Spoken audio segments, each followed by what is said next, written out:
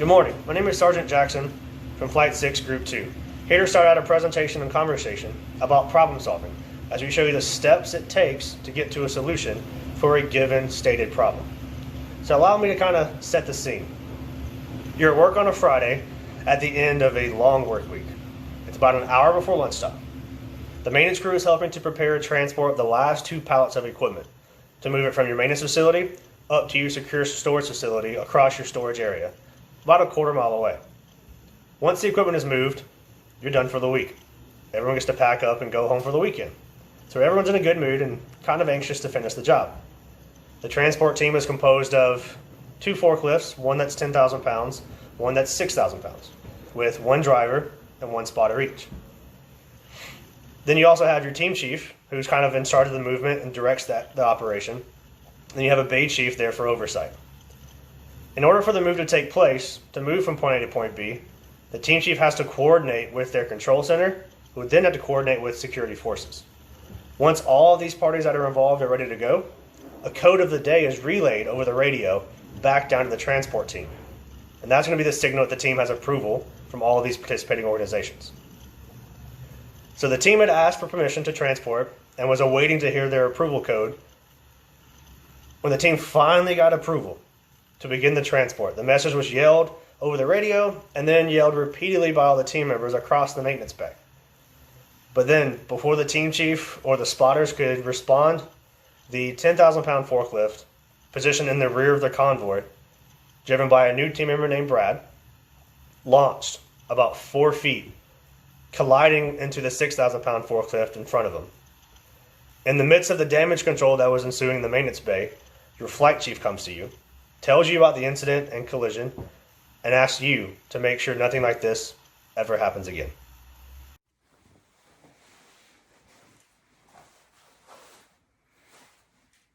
So, after Sergeant Jackson's story, it's important to note that there are 4 different frameworks, or perspectives, as I like to use, when examining this situation and trying to come up with a solution and a problem statement. So, the first perspective is from spotter number 1. At the time of this happening, we would assume that what he was thinking was, why did driver number 2 move first when he's in the second forklift? He can't exactly go anywhere until the first forklift moves. From spotter number 2, his perspective may be, did I accidentally signal for him to move without me knowing that I did so? Because it definitely was not his turn. From Brad, or the second driver, what happened and why was my forklift moving? I didn't intend for that to happen. And lastly, from the team chief, how did the forklift crash occur given the preventative measures that we have in place? Now, using the team chief's perspective or framework, our problem statement goes as such. Brad's forklift hit Steve's forklift because he pressed the gas instead of the brake. Brad had very little training on the 10K forklift as well. Also, the forklifts were 4 feet apart due to size constraints of the maintenance bay, which is a huge no-no considering that they need to be further apart in order to prevent this from happening. Now, we would classify this as a complicated problem. And by complicated problem, there are a couple of characteristics that come into play here. First, a cause and effect actually does exist. However, it may not be the obvious one that we all think it is, or it also may be something that is so not obvious that it requires an expert in order to figure it out. Next, this also contains multiple right answers, with the problem being complicated, as we will find out later that there may be 3, 4, potentially 5 correct answers that can solve this problem and prevent it from happening again. Lastly, the leader in this case must sense, analyze, and respond with good practice. With there being so many right answers, or the possibility of so many right answers, I might say, you must be able to sense, which means to interpret what's happening and what has already happened. Analyze, meaning why did it happen, and coming up with a solution as to what your problem solving technique would be, which leads right into the response, which means implementing that type of problem solving technique. Thank you. Now that you heard root causes and a decision analysis matrix from Technical Sergeant Barachek and how we implemented our solution, let me explain how brainstorming was involved. Brainstorming is a technique designed to stimulate a chain reaction of ideas relating to a problem from the group decision-making process. There's structured, unstructured, and silent.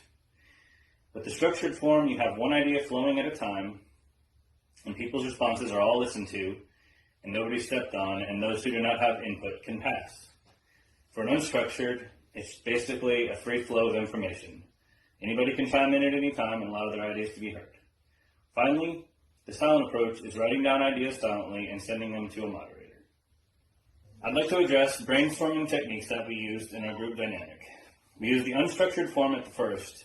In our group form, we heard about the forklift mishap, and we decided to use unstructured approach to get a free flow of information. Then we moved to a more structured approach, whereby Sergeant Duvall was our moderator, and he allowed people to speak in turn so that we could get information down and start to form a more exact plan. Finally, we decided it wouldn't be a bad idea to hold a silent brainstorm session, whereby Sergeant Jackson said that he would remove a member who caused the accident from the Air Force. Technical Sergeant Duvall said that he would fire and decertify the number 2 driver and institute separate training for that person. Technical Sergeant Veracek said additional training for that individual and the team would be necessary. And finally, I decided that forklift training for all members on all the different types of forklift, and then we would have a plan for asset movement without live assets, then move to live assets to make sure that we're ready to perform the tasks. During our problem-solving exercise, with forklifts and asset movement, group collaboration benefits were great. We brought together different career fields from the Air Force, which gave us different perspectives. Due to the different perspectives, we were able to use those during problem framing to hone in on the team chief's perspective. And finally, diversity in general gave us an advantage to develop a better solution. Many years of experience in the Air Force, multiple life experiences, and working at different levels, commands, or even outside of the Air Force brought different perspectives to our group. I spoke to you about brainstorming today, and I explained how brainstorming works. I also spoke about brainstorming and how it benefited our group in the problem-solving process. Finally, I explained how different types of diversity made group collaboration on our problem-solving process work even better. Thank you. Hello, I'm Technical Sergeant Veracek.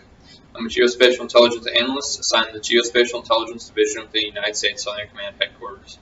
Continuing on with the problem-solving process, I'll be covering our root cause analysis, the possible solutions that our team generated, our decision analysis matrix, and lastly, how our selected solution based on the analysis matrix will be implemented. First, I'll be going over the root cause analysis that our team conducted from the perspective of the team chief. For this instance, we conducted 2 to fully understand the problem, the reason for the problem, and possible solutions.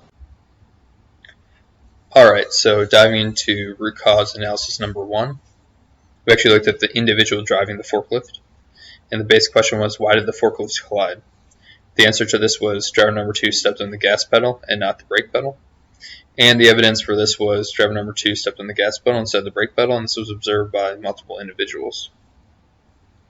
Solution to this was to ensure drivers know the difference between the gas and brake pedals. Moving on to the next question, why did driver number 2 step on the gas pedal instead of the brake pedal? And driver number 2 stepped on the gas pedal due to inexperience or limited training. The evidence for this was the same, and the solution would be to train driver number 2 further on 10K forklift driving. Moving on to the last question for this root cause. Why was driver number 2 inexperienced or lacked training on the forklift? And the answer would be the 10K forklift used in this situation is not typically used. The evidence is the same, and the solution would be ensure drivers are trained and remain current on 10K forklift driving. Moving on to root cause analysis number 2. For this one, we actually focused on the facility and the equipment. So same base question, why did the forklifts collide? And the answer would be, along with the driver error, the forklifts were also in closer proximity, so the driver actually didn't have a lot of time to react to his mistake.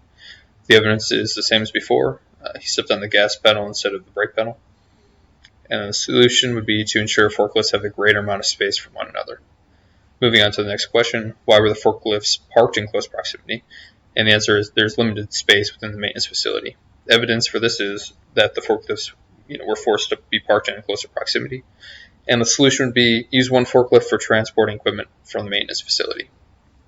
Moving on to the last question for this root cause, why was there limited space? And the bay was designed for another purpose. The evidence for this is the design of the bay is intended for trucks to be able to drive through to load and unload. And the solution is the same as the previous one. Use one forklift to transport equipment from the maintenance facility. Following the root cause analysis, our team began brainstorming possible solutions to the problem. Our ideas ranged greatly from potentially removing Brad from the unit altogether to conducting individualized training. Through further refinement and discussion, the team leaned towards additional team training and exploring the number of forklifts used as a result of the limited space.